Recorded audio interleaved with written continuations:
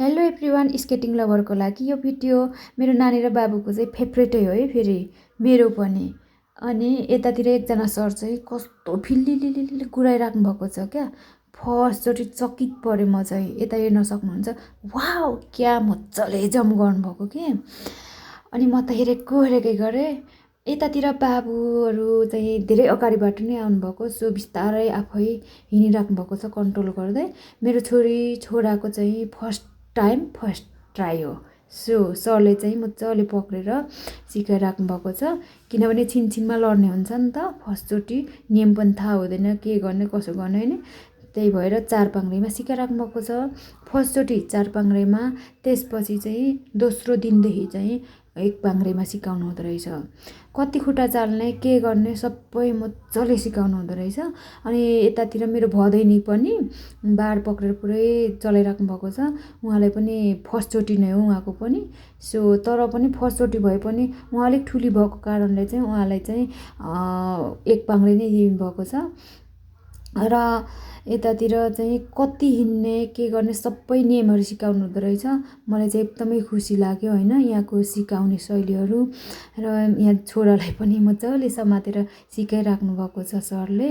अनि यहाँ चाहिँ यो लोकेसन चाहिँ हजुरहरूलाई पनि यदि मनपर्छ, आफ्नो नानी बाबुहरूलाई ल्याउन, आफूलाई ठुलो मान्छे पनि खेल्न, यस्तै सिक्न मन पराउनुहुन्छ भने चाहिँ लोकेसन थैबको ललितपुर हो है त।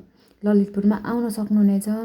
र 3-4 मिनट सरले सिकाउनु भयो पक्रेर, त्यसपछि आफै हिँड्न सक्ने पनि भयो। कन्फिडेन्स लेभल बढ्यो नानी बाबुको, किनभने बच्चा बच्चीहरूको चाहिँ छिट्टै एक्टिभ हुने हुन्छ क्या। यो खेल जस्तो पनि लाग्छ, लड्दै पढ्दै जे गरेर पनि अब खेल्नु भनेपछि एकदमै खुसी मान्ने हुन्छ नि त, ठुलो मान्छे भन्दा पनि। छोरीले पनि यतिको हिँड्न सक्ने भयो। अब अर्कोचोटिदेखि चाहिँ 1 पाङ्ग्रेमा छोरालाई पनि यत्तिकोसम्म हिँड्ने भयो।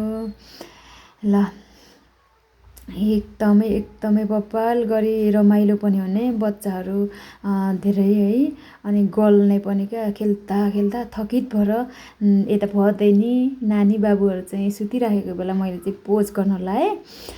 अनि त्यसपछि यतातिर मेरो सानो भदैनी क्विट भदैनी लड्दै खेलिरहेछ। यतातिर ठुली भदैनी चाहिँ पुरै सानीको अङ्गालोमा चाहिँ पिङ्केले जस्तो। मलाई चाहिँ एकदमै हाँसो लागेको थियो। मैले भिडियो गर्दाखेरि एकदमै हाँसो लाग्ने के। ल भिडियो हेर्न सक्नुहुनेछ। यता सोल्टिनी भन्दा पनि, सानीमा भन्दा पनि यता भदैनी चाहिँ एकदमै मोटो के। सो गाह्रो भएको कन्ट्रोल गर्न।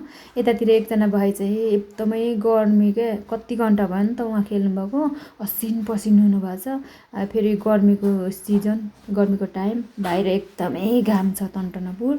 सो एकदमै गाह्रो भएको छ। र साथीहरू ल यस्तो आशो लागेको कि। अनि यतातिर मेरो बुहारीहरू हुनुहुन्छ भदैनीसँग। ल बाई बाई।